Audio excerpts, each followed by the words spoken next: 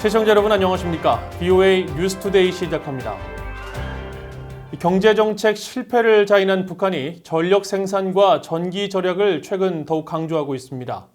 하지만 북한의 열악한 전력 사정은 좀처럼 개선되지 않고 있는데 전문가들은 해외 투자와 기술 협력을 통한 대대적인 개선이 필요하지만 북한은 자립 노선만을 고수하고 있다고 지적했습니다. 첫 소식 김영권 기자가 보도합니다. 북한이 김정은 위원장 주재 전원회의를 통해 경제정책 실패를 스스로 인정한 뒤 노동당 기관지 노동신문은 21일 에너지난을 지적하며 전력 생산과 전기 전략의 중요성을 다시 강조했습니다. 김 위원장은 모든 단위에서 생산된 전기를 절약하고 효과 있게 쓰기 위한 된바람을 일으켜야 한다면서 전기 절약의 중요성을 강조했다는 겁니다.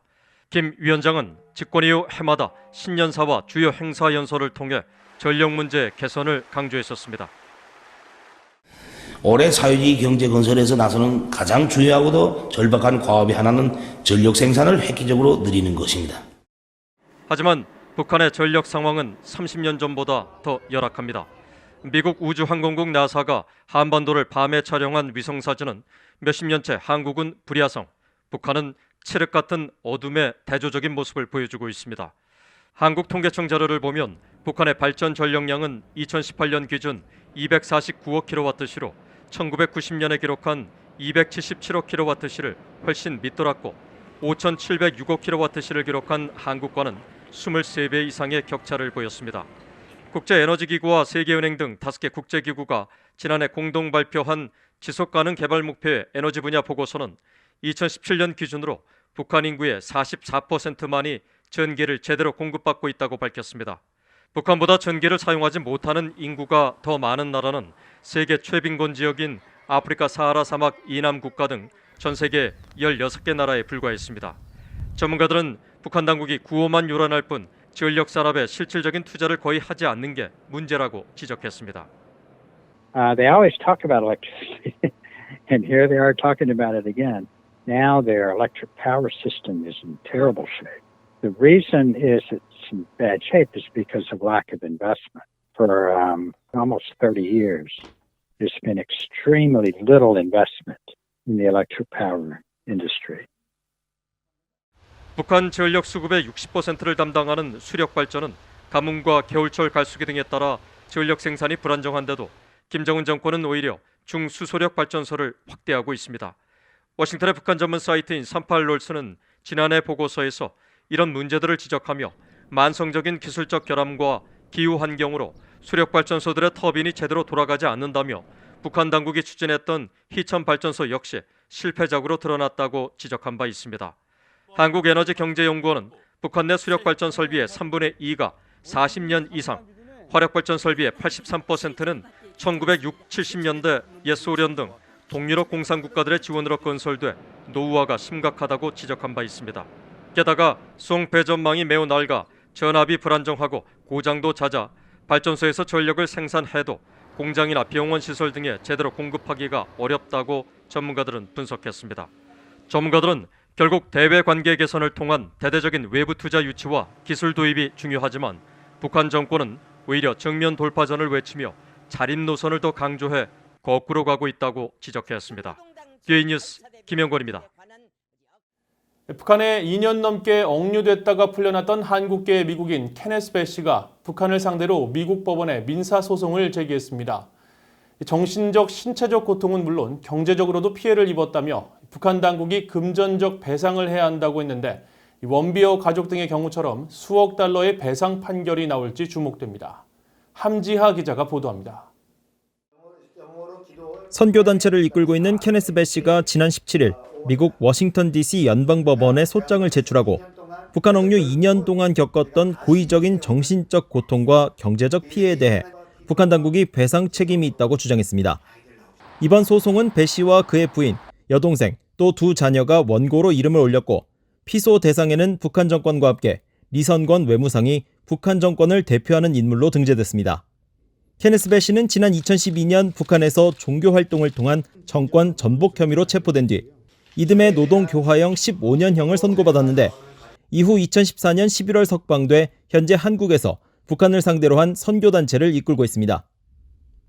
소장에 따르면 배 씨는 북한 당국에 의한 체포 직후 난방이 없는 방에 갇힌 상태로 조사를 받았으며 당시 극소량의 식사를 제공받으면서 하루 2-3시간만 잠을 잤고 하루 종일 서 있는 상태에서 엄격한 신문을 받거나 몇 시간 동안 무릎을 꿇는 등 고통을 받은 것으로 돼 있습니다. 또 배 씨는 이 기간 북한 당국자들이 배 씨의 목을 베어 땅에 묻겠다는 등의 협박을 해 북한 정권을 전복시키려고 한다는 허위 자백 문서에 서명을 할 수밖에 없었다고 밝혔습니다. 이어 15년 교화형을 선고받은 후 교화소에서 일주일에 6일 매일 10시간씩 돌을 옮기고 삽으로 구멍을 파며 석탄을 깨는 등 극심한 중노동에 동원됐다고 당시 상황을 설명했습니다. 제가 그곳에 735일, 2년하고 5일 동안 억류되어 있었고요. 교화소 생활과 병원 생활들 오가면서 사실은 쉽지 않은 시간들이었던 것만은 사실입니다. 돌아와서 회복하는 여정들을 좀 겪으면서 그곳에 남겨진 사람들, 다시는 2,500만의 북한 주민들은 70년 동안 그렇게 살고 계시기 때문에 그분들에 대한 그런 마음, 그런 생각들이 많아졌었고요. 배 씨는 이번 소송이 테러 지원국을 소송할 수 있도록 한 미국의 외국 주권 면제법의 조항을 근거로 한다는 점을 명시해 북한 당국이 이번 소송에 응하지 않을 경우 피고의 변론 없이 최종 결론에 이르는 궐석 판결이 내려질 수 있습니다. 앞서 북한 당국은 북한에 억류됐다 송환된 뒤 숨진 미국인 대학생 오토 원비어의 가족들이 제기한 소송 등에 아무런 대응을 하지 않으면서 이후 약 5억 달러의 배상 판결을 받은 바 있습니다. 배 씨의 변호인은 20일 이번 소장에 대한 소환장을 미국 법원으로부터 발부받았습니다. 북한의 리선권 외무상을 수신인으로 한 이 소환장에는 앞으로 60일 내 원고의 주장에 대해 응답을 하지 않을 경우 궐석 판결이 내려질 수 있다는 내용이 담겼습니다. BOE 뉴스 함지아입니다. 미국의 민간 연구단체인 랜드 연구소는 보고서를 통해 북한은 체제 존립이 위태롭다고 느끼지 않는 한 경제 개방을 하지 않을 것이며 미국 주도의 제재가 생존을 위태롭게 한다는 상황을 직시할 경우 제재 정책의 효과가 나타날 가능성이 높다고 분석했습니다. 랜드 연구소는 20일 미국 국가정보국 산하 국가정보위원회의 지원을 받아 작성한 북한의 의사결정, 경제개방, 재래식 억지력 와해, 핵이용이라는 보고서를 통해 북한의 경제개혁과 개방 여부는 제재 등 외부 변인이 아닌 이념 통제의 완화 등 내부적인 요소에 의해 결정된다며 이같이 평가했습니다. 저자 8명이 공동 작성한 이 보고서는 특히 북한이 새로운 경제 모델을 채택할 경우 이유와 방법론에 관한 전망을 제시하기 위해 베트남과 중국, 쿠바 등 경제 개방의 길로 이끈 대내외적 변인들에 관해 분석했습니다.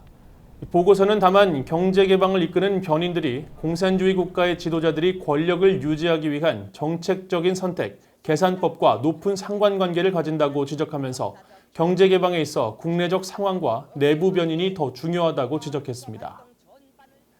북한의 국경 봉쇄 조치가 장기화함에 따라 보다 과학적인 근거를 기반으로 한 신종 코로나 방역 조치가 필요하다는 지적이 나오고 있는 가운데 상황이 더 악화되면 북한은 지원 요청을 할 것이라고 전 세계보건기구 평양사무소장이 전망했습니다.